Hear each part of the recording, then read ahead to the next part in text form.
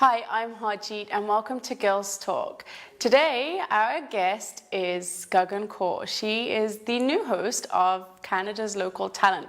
I'm really excited to meet her. She's also a makeup artist. She has many talents. But rather than tell you about all her talents, why don't we go over and meet her? Hi, Gagan. Hello. Nice to have you on the show. Thank you so much for calling me, Harjeet. Well, thanks so much for being here. And you know, I'm fortunate that I got to learn so much about you before the show. And it's kind of a learning process for me. I love learning about other people's stories and what they've been through. So it's nice that you've allowed me to learn all of that about you. Yeah. It was a nice experience telling you before the show what I have done throughout my life. Yeah, so let's start. I would love to, discuss with you right now in front of the audience. Okay, so let's start with your makeup. So you are a makeup artist by profession, but I know it's just one of the many talents that you have, and I know you have a whole bunch of talents. But if you want to share with us a little bit about the talents that you have and what else you can do. I did my makeup course last year, but with my makeup course, I've been doing my modeling courses. So I have done modeling from last year. I have started my modeling, and I have done 2 to 3 shows for my modeling. Mm-hmm. And it was a great experience in that I have met new people and I have learned a lot in that field. Yeah, see, that's quite fascinating too. And I know that you're not actually born in Canada, born in India? Yes.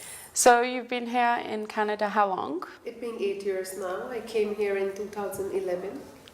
Okay. So from there I started my journey. Okay, so let's talk about that little journey. Being in makeup, I know South Asian makeup, and being a girl. I mean, it's mostly girls that will follow their dreams with makeup. But just to do makeup as a career in our culture is not always accepted. It's a very difficult obstacle to face. So, did you manage to secure a career in makeup when you were back home in India, or was it when you moved to Canada that you? No, when I was in India, it is totally a different field, makeup. But when I was in India, I was an artist. Like I used to paint. I used to make paintings and I used to do photography work. So makeup and painting is one of the same thing, because in painting we do it on canvas, right? Yeah. And in makeup we are doing on face. Yeah. So the techniques and everything is same. It's just the canvas is changed. But that was my 4 years journey. I did my graduation when I was in India. Then I moved to Australia for my hotel management graduation. Okay. So I was there for 3 years. Okay. So I did all my hotel work in there. I used to go to college, and in the evening I used to go to the restaurant and work there. Okay, and I know before the show you had also mentioned to me that you studied finance in India. Mm-hmm. So having finance under your belt and the degree in hotel management, or the one that you studied in Australia, did you pursue any career in those fields? No, not both of them. Was the intent to? Yeah, because what happened, when I was just finished my graduation, my parents was like that you should get married. And I was like, no, I don't want to get married. So I just ran to Australia for my hotel management, because I was having an affair with my husband now. And my mom was like, you can't marry him. So I decided to pursue more my studies. So I went to Sydney. Okay. So, when that time it was like I will take PR and I will be settled down there. Mm-hmm. So that's why I took hotel management, so that I don't want to come back to India. I will settle down there. But after finishing my education, I got married. Okay, because there was a lot of pressure on you to do that too. So so I was going to actually bring up the story of you and your husband, who wasn't at the time. There's quite an interesting story there. And I really want to touch upon that. Before I do, actually, I have a quick question about being in Australia. When you had moved to Australia, were you planning on settling down in Australia, or was that just your way to get out of India so that you didn't have to get married and you didn't have to deal with that pressure? No, I was thinking to get settled down in Australia. Oh, okay. I was like, okay, now I have left India now, because I didn't want to waste my time. It was already too much of time. And my boyfriend, this was my love come arranged marriage. So I asked my husband, are you interested in coming to Australia? So he said, yes, I'm interested. So I was like, okay, then I will get settled down there. But everything changed after my graduation because he called my mom. He asked my mom that, Mom, are you ready now? Because my mom was like that. She didn't like him. वो बोलते थे कि मुझे वो लड़का नहीं पसंद है, उससे शादी नहीं करनी है. So I was like, I was also confused that कि मेरे parents मानेंगे शादी के लिए कि नहीं मानेंगे. So I was like, okay, I will settle down in Australia. But finally, I don't know what happened to my mom. She was like, okay, done. You want to marry that guy? I'm happy. You can go. Well, I think there's always that chivalrousness. I think it's chivalrousness is when a gentleman has the capability of picking up the phone or going to visit your parents personally and talking to them. That's a really big sign of respect. And that could have been what? Give a little switch to your mom's way of thinking. Yeah, because my mom used to think my dad, he was mayor in India, an IAS officer. Okay. So they always wanted that I should marry an officer. Like a police officer? Yeah, you can say like a police officer or any other like a good post person. Because they say an officer child always marry an officer. But I was like, no, wherever you want to marry, your, आपके emotions मिलने चाहिए. You should know each other before you get married. So I used to think like that. So at time when I was going to Australia, I told my mom, okay, Mom, I want to marry that guy, but if you don't want me to, but that's okay. But after when I finished my course, my mom myself called me and asked, so what about that guy who's in Canada now? Do you want to marry him? I'm like, okay, I'm coming back to India then. So then I came back and I got married, then I came to Canada. And you started your journey again, yes, a new journey. So that was like, it was totally a mess up. When I was in Australia doing my fine arts, then I moved there, was not sure whether I will marry Nishan or no. And then all of a sudden I have to pack up. And then again I have to start my journey from here.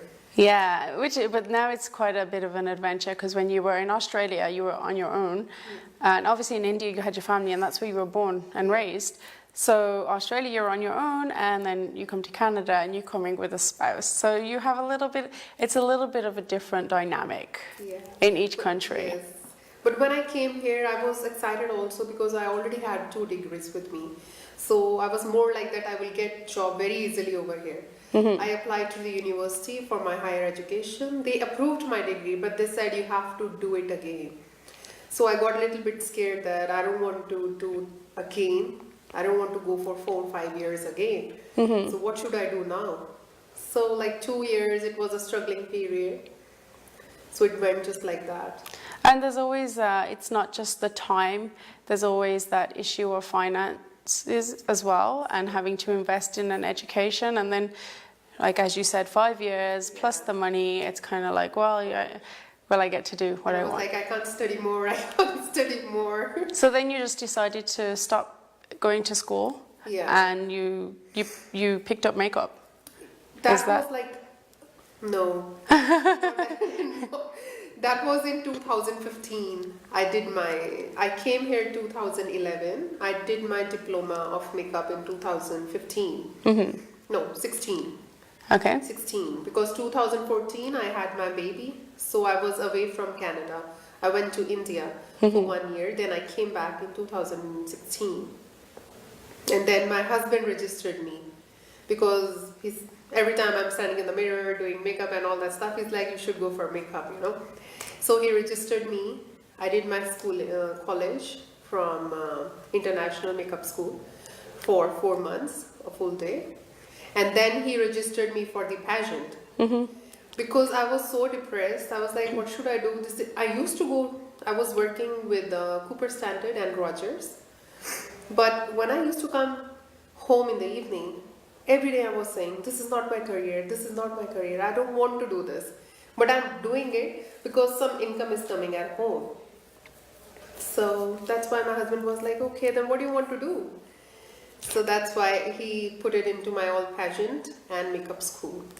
So I'm pursuing in all 2 of those ones. So that's kind of sweet. Like he noticed that his wife was passionate about something and she didn't know where she wanted to go. So he took the initiative to just register you in the pageant and in the makeup course so that you could pursue your dreams. And I think that's like quite romantic. And I'm a bit of a romantic myself. But let's go back to you actually meeting your husband. You met him in India. Yes. Could you tell us the story about how you met?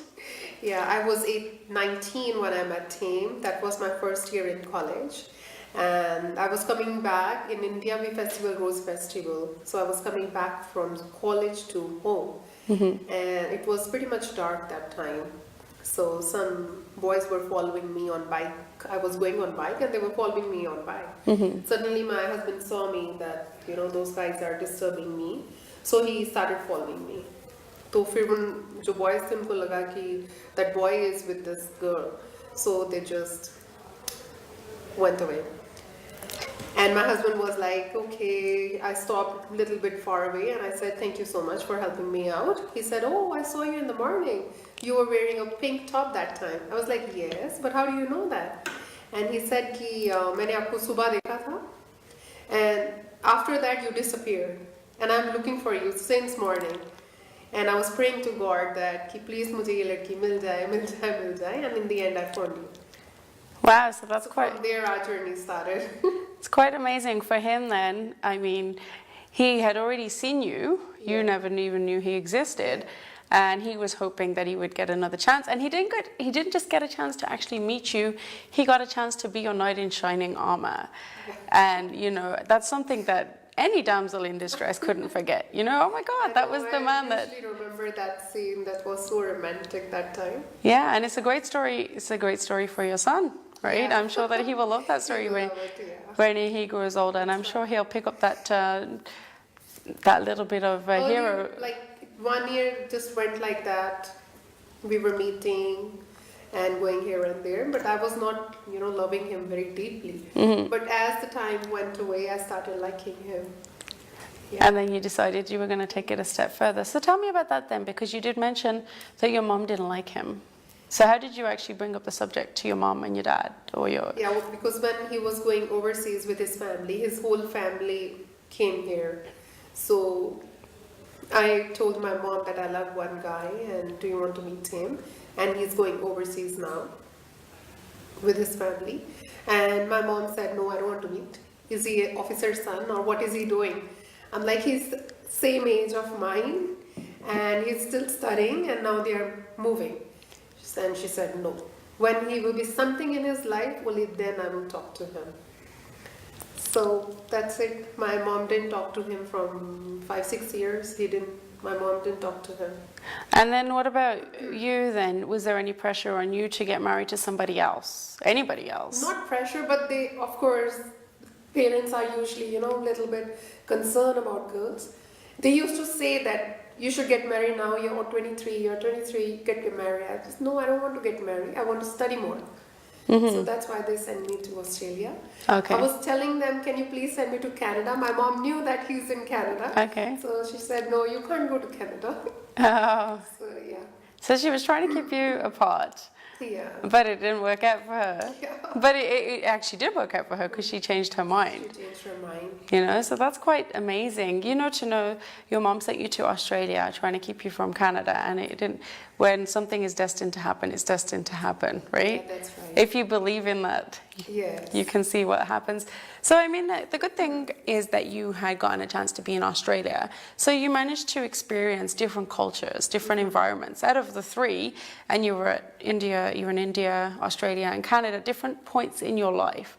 But what did you find were the benefits of having that experience in 3 different countries?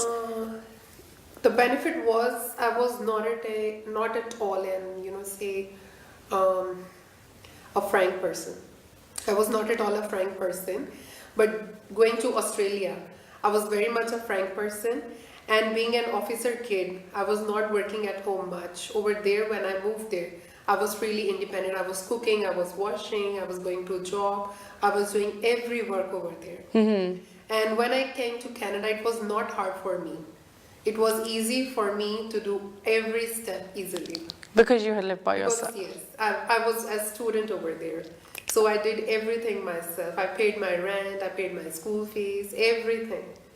Wow. So, because when I was in India, I didn't know the value of 10 rupees. In India, we use rupees, right? But when I went to Australia, the value of $1, I knew what is the value of $1. Sometimes it takes moving away to help us learn and grow. But hold on to that thought, because we're going to take a short break, but we're going to be right back to talk with Gagan about more.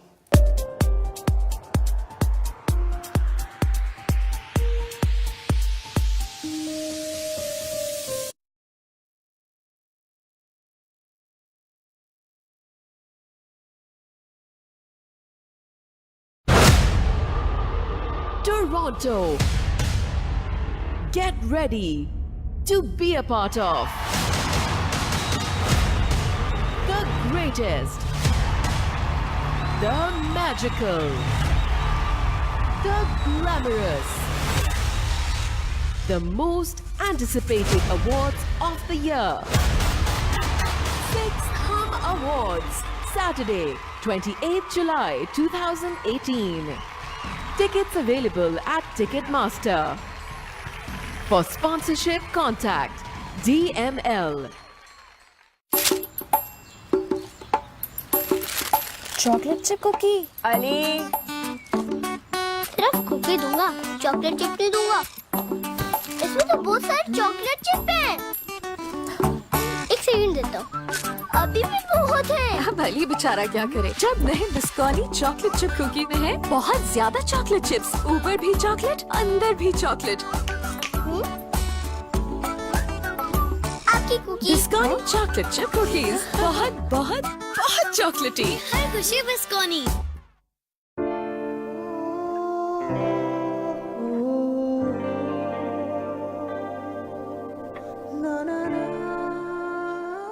Are you sure about it? Let's do it then. The family law lawyers at Alam Law Chambers will be with you during your stressful divorce and custody battle so that the best possible result can be found for you and your children.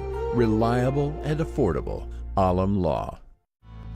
This is the world of internet. You have everything on your computer and mobile screen. If you wish to promote your business through internet, especially to perfect target market, then you have just one reliable name, NJ Marketing, offering various marketing solutions like social media marketing, telemarketing, email marketing, search engine optimization, graphic designing, web designing and development, and mobile application development. So call now at 647-824-1485 or email at njmarketing15@gmail.com or log on to njmarketing.ca. We at Albarka Travel are passionate about our clients' entire journey, from dream to experience to memory. We are not only the #1 Umrah agent in Canada, but also guarantee the cheapest airfare to Pakistan, India, Middle East, and Europe. Albarka Travel, combining your ideas with its experience and expertise to deliver you the most enjoyable travel experience and vacation packages possible. Get in touch at 905-232-6566. Albarka Travel. Explore the world with us. An exclusive multi-designer studio specialized in wedding planning services, bridal wear, casual party wear, jewelry, shoes, purses, dupattas, men's and kids' clothes. You name it, we have it. Some of the Pakistani designer labels we carry are Zanike, Agha Noor, Sana Safinaz, Anas Abrar, Zainab Shutani, Wahaj Khan, Fatma Khan, and many more. Parahan, sheer elegance. We believe in quality service and best price. You can contact 9075 Derry Road West, Unit number 1, Milton, Ontario. रंग वाली भरम वाली news वाले views वाले भेल वाले mail वाले कराची वाले खैबर वाले लाहौर वाले और पिंडी वाले इन शॉट पूरे पाकिस्तान वाले चिली मिली के हमत वाले कैंडीलैंड चिली मिली। मैं हूं जहांगीर खान, स्क्वाश कोर्ट का चैंपियन, लेकिन रियल एस्टेट इन्वेस्टमेंट का चैंपियन मोहम्मद कामरान हुसैन। मुझे उन पर यकीन है, आप भी करके देखिए। जहांगीर खान और हजारों क्लाइंट्स का चहेता मोहम्मद कामरान हुसैन। रेजिडेंशियल प्रॉपर्टीज और इन्वेस्टमेंट्स दोनों के लिए ही सही मशवरा, सही फैसला। मकान जिसे आप अपना घर कहने में फख्र महसूस करेंगे। Mohammad Kamran Hussain, 4163185264।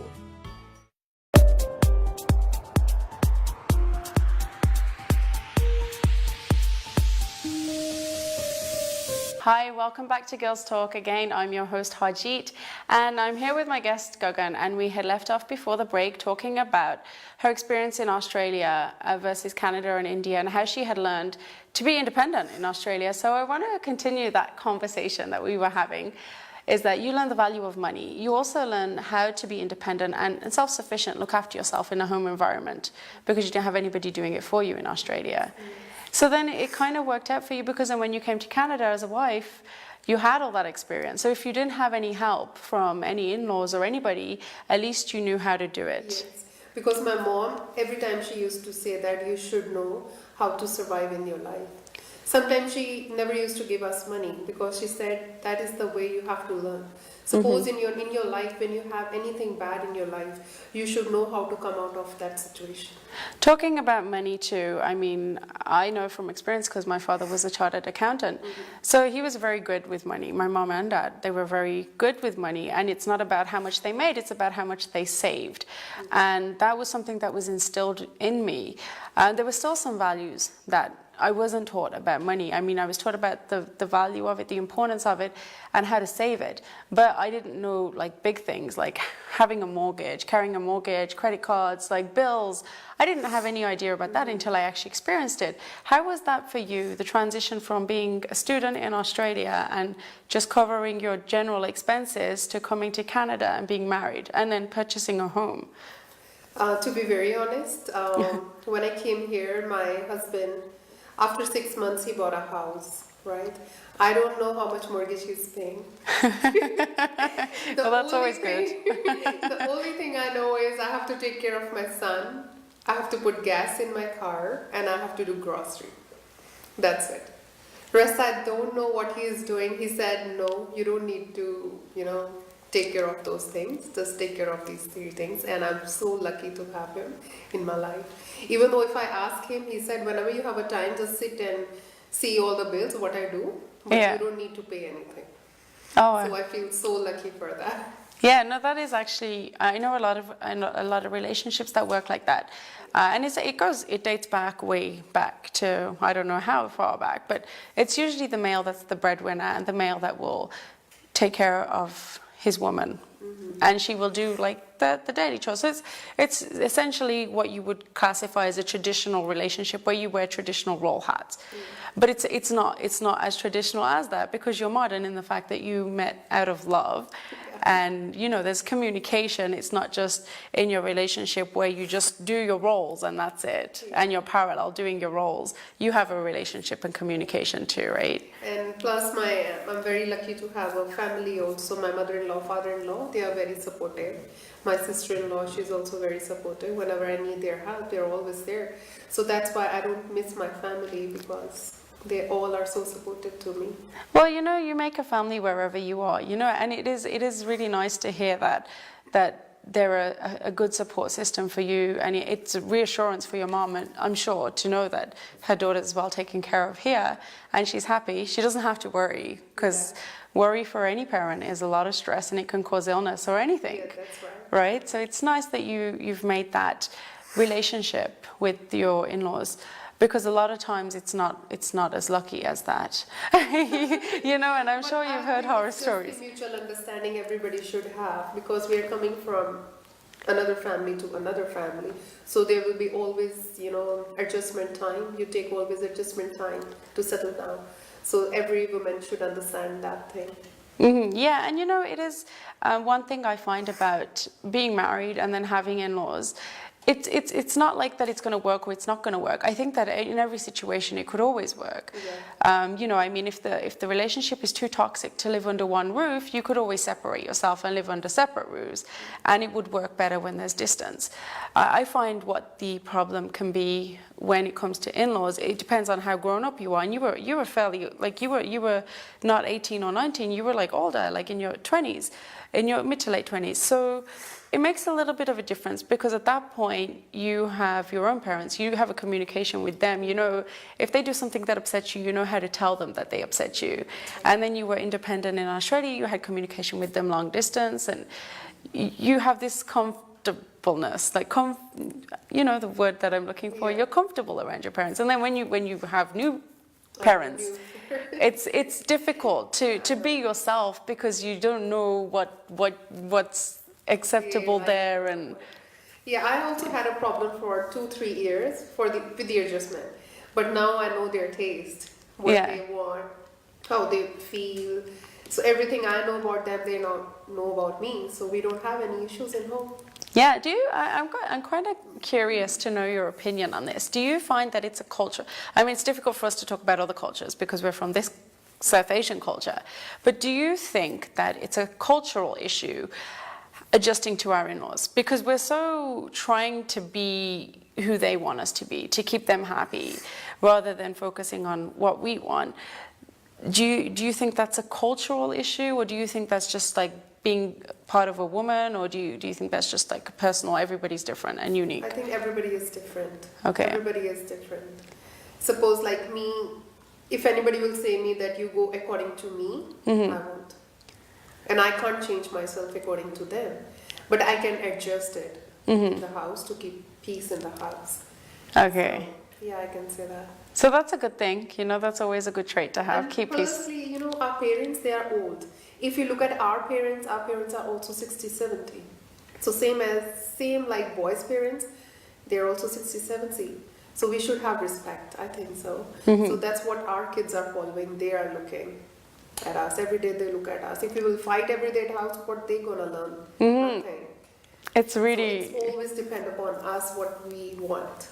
It's so true. It's really true. And I want to kind of reflect on a time in your life where it wasn't all that great. And, there's a story that you told me before we were on air about when you had came to Canada and you had to face a massive obstacle. Yes. Could you also tell our viewers about that? Yes, when I came here 2011, so in 2013 I had a paralysis attack. I had a water in my heart. So that was really a painful, whole my body was hard, my legs were hard, my arms got hard. And I was like, what's going on? So only half an hour was left. Doctor said, you're on time, otherwise she was gone. And I was there in Oakville Hospital for 20 days. And then my mother-in-law, my husband, my entire family was taking care of me because they thought that I would be gone.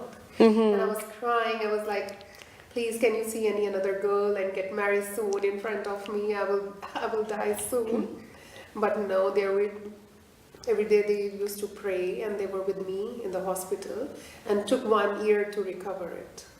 Did your mom come to visit? No, because she didn't have visa at that time. Oh, okay. So it was really lucky that you had your husband's family at that time. They were here. And you were married at that time too? Okay, so I had also mentioned to you that it's never lucky to be in unfortunate situations like that, but it was good that you were taken care of in Canada versus India, because your chances would have been lower probably in India, So I'm so glad that you're well and healthy and here to talk to us today and tell us that amazing story. When I was in hospital, I used to say to my doctor, can I go to India, please? He said, if you will go to India, then okay, then you won't come back then. I'm like, okay, why are you saying like that? Yeah. So, but I recovered well. Over here, doctors were very nice, very helpful. So I recovered very soon. Yeah, and that's one amazing thing about Canada. I mean, a lot of people are so grateful to the healthcare system. Yeah. Not just that it's free, but a lot of people that are actually involved in the healthcare system, you can tell it's not just a job, right? Because what happened, my doctor, she was just giving me painkillers because I was having so much of pain in my body. She was just giving me painkillers. And then it was 9 or 10 o'clock, my husband took me to Georgetown Hospital. And they immediately said me that you have paralysis attack, so immediately you go to Oakville Hospital. And I was cured there. And that's but if I was late, I don't know what would have happened that day. Wow, it's quite incredible. What was it? So other than worrying about where your husband was going to be left without you, if anything was going to happen to you, was there anything else going through your mind? Like, did you have your son at that time? No. Okay. 2015. I had a baby boy. Okay. So before that, it was all struggling period before my baby. After my baby, my life was smooth. I did everything in my life what I wanted to do. So my husband he always supported me. He never stopped me. He just say me, just go for it. If you want, just go for it. And I know having that realization that he could have potentially lost you too, it gives you and him both an appreciation for life that wasn't there before. Yes. You know, and so it helps you to grow. So now that you have a son, let's talk about you were in hospital for a year, recovering, and then you had your son not long after, a few years after. In that period of time, how did you start to recover, or how were you going downhill? What was your journey in that period? That 1 year was like I used to take 18 to 20 tablets in a day. So I was going in a depression for 2 years. Okay. Sitting at home, doing nothing, always getting negative waves, thinking negative. And I was like, I can't do anything in my life. I should die, or I should go away from this family. And I was disliking everybody.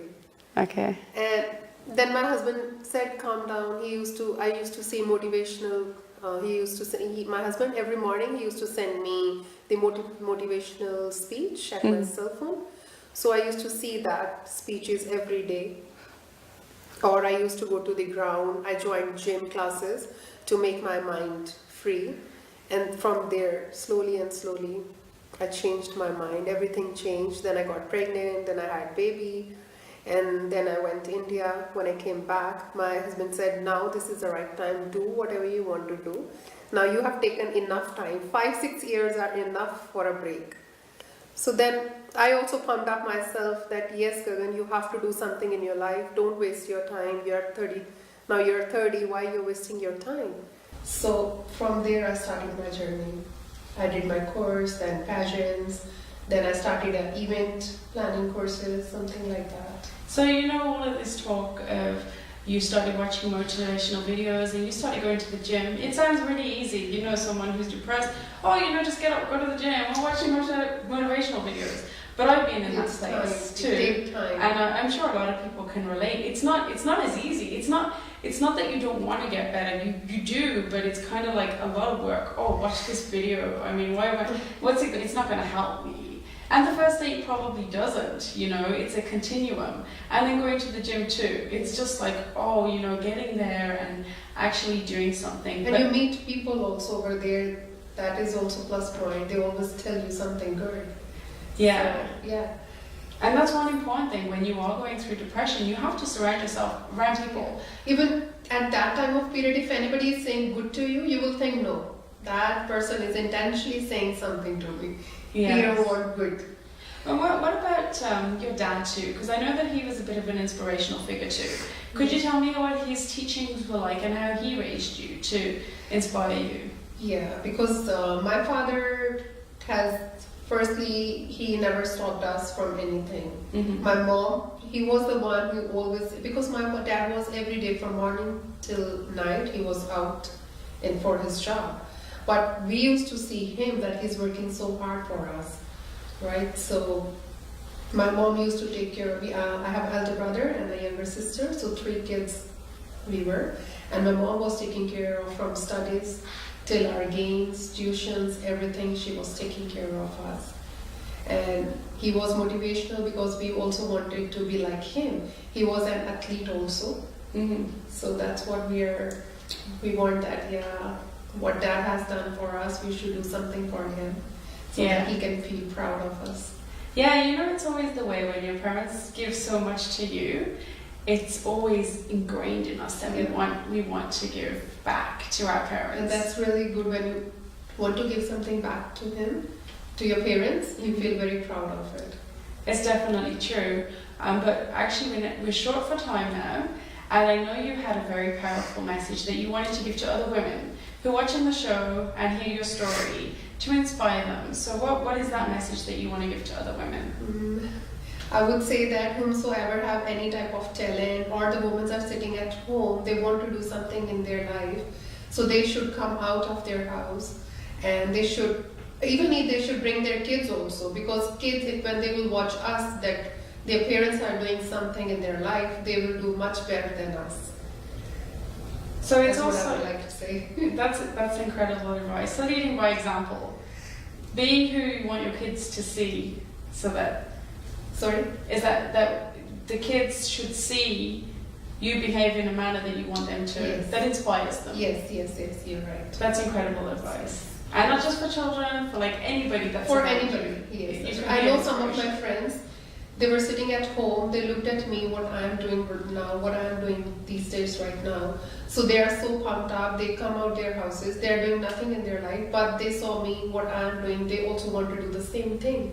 And they are trying to do that. So you've inspired people already. So I really like that, they are coming out and they really want to do something. I'm so happy for them. So it's amazing. Your story has helped others, it's inspired others, and just your actions in general. We're excited to watch you on Canada's Local Talent, which is coming on Wednesday. Yes, Wednesday, 7 p.m. So make sure you stay tuned to Canada's Local Talent on Wednesday, 7 p.m. And we will see Gagan again. Thanks for being with us, Gagan. Thanks for watching Girls Talk. I'm your host, Harjeet Dhillon, and we'll see you next week.